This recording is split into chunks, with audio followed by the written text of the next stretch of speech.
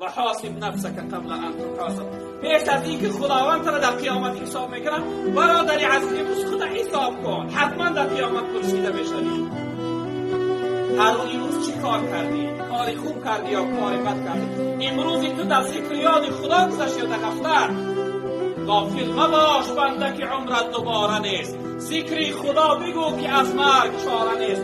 در راه حق بکوش که فرصت غنیمت است، زیرا که روزی مرگ و کس آشکار نیست. روزی مردن باشه عمر یک ماه است، میگذره خلاص میشود، اما آخر پشیمان میشه. برادر عزیز، ولی خاطر هر کدام ما و شما حرکت داشته باشیم، حیات در ذکر یاد خدا، در عبادت و بندگی خدا بگذرانیم. حیات ما متاسفانه اکثر ما امروز در غفلت گذشته است. خدا از غفلت بیدار کنیم که لحظه های عمر غنیمت هستند، بسیار تیز زود میگذرند. لایکی